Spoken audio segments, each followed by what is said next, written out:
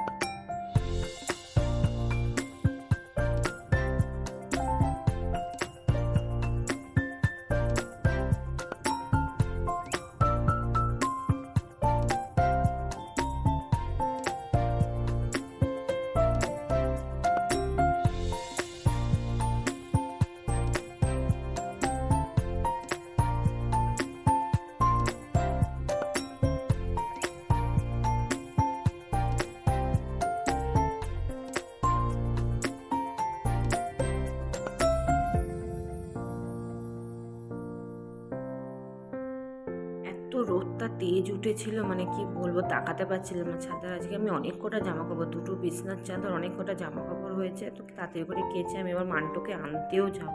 আজকে অঙ্ক পরীক্ষা দিয়েছে, আমার যা টেনশন হচ্ছে, সব ঠিক মতন করে এসেছো, সব ঠিক মতন লিখিয়ে এসছে, তো আমার ওটাই টেনশন হচ্ছে।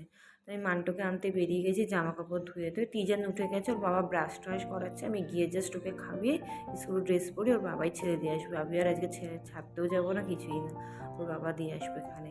তো এদিকে মান্টুর স্কুলের সামনে চলে এসেছি, এবার আমি ঢুকবো, কার্ডটা জমা দেবো, মান্টুকে নেব।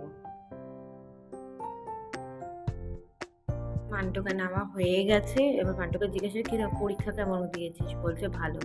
দুটো ছেড়ে এসে আবার বলছে ভালো দিয়েছি। তাহলে বলুন কি বলবো, মারতে মারতে মনে নিয়ে আসি না, এত প্র্যাকটিস করানোর পর বলছে দুটো স্পিনিং ব্যালেন্স লিখতে পারিনি, সময় পাইনি। তা বলুন রাগ ওঠে না কিরকম এত শেখানোর পর। তো ওদিকে আবার তিজান রেডি হয়ে গেছে, ও টুপি পরে যাচ্ছে, প্রচণ্ড রোদ, তো টাটা করছে, চলে যাচ্ছে ও আবার স্কুলে।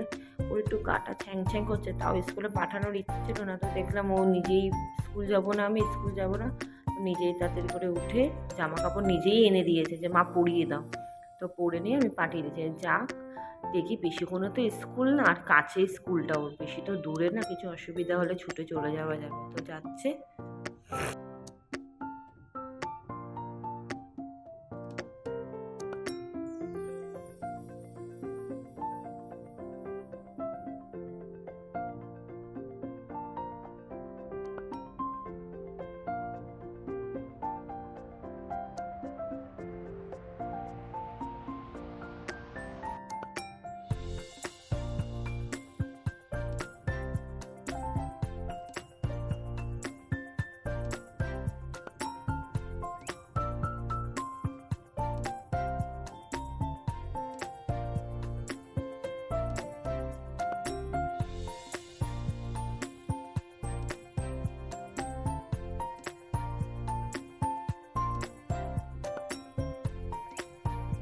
ফলে রান্না বান্না রুটি ফুটি আমাদের সবার খাওয়া দাওয়া হয়ে গেছে, দুপুরের রান্না বসে গেছে। দুপুরে যেটা লাউ হচ্ছে, আর ওদিকে ফুলকপি আলুর তরকারি, তারপরে মাছের ঝোল হবে। আজকে বেশি পদ না, যে তিনটে পদ, মাছের ঝোলটা তো মাছ ওটা লাগবে, লাউ আর ফুলকপি আলুর তরকারি হচ্ছে।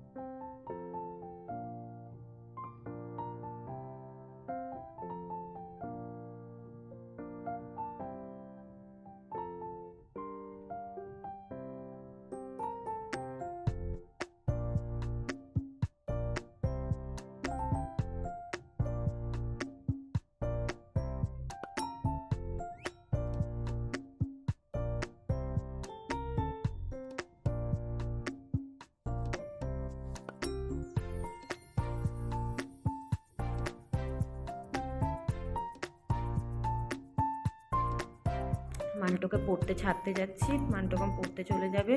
তো ওখানে ঢুকে গিয়ে ওই পাশের গলিটা দিয়ে আমরা হাঁটতে হাঁটতে চলে যাব, আমি আর তিজান।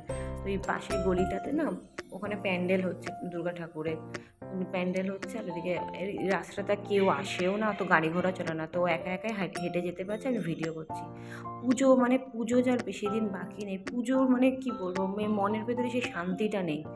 পুজো আর বেশি দিন বাকি নেই, মনের মধ্যে ফিলিংসটাই নেই যে পুজো আসছে, পুজোর জন্য যে একটা কিছু জামা কাপড় কিনবো, যাই হোক একটা কিছু কিনলে পরে মনে হয় যে এটা পুজোতেই পরবো থাক, সে মন থেকে ফিলিংসটা আসছে না। দেখুন পাশে প্যান্ডেলটা করেছে, অনেক জায়গায় প্যান্ডেল শুরু হয়ে গেছে, বেশি দিন তো আর বাকি নেই পুজোটা। তো দেশের যা অবস্থা, চারিদিকে যা হচ্ছে, এত মিছিল হচ্ছে, মানে কি করে কি হবে আদৌ, ঠিক দোষীরা শাস্তি পাবে কি না কোনো মানে কিছুই নেই। তো যাই হোক, ওসব ভাবনা চিন্তা করলে পরে নিজেদেরই গায়ে কাটা দেয়।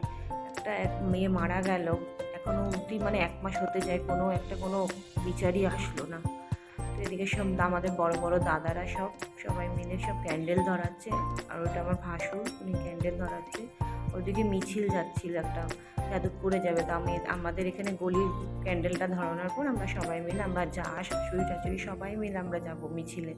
মানে নিজেকে ঘরে রাখা যাচ্ছে না, এতটাই মানে সব চারিদিকটা মানে অন্ধকার ধোঁয়াশা মনে হচ্ছে চারিদিকটা, কিছু বলার নেই। যাই হোক, ব্লগটা ভালো লাগলে পরে একটা কমেন্টে জানাবেন কেমন লেগেছে, খুব ভালো লাগলে পরে একটু লাইক করে দেবেন।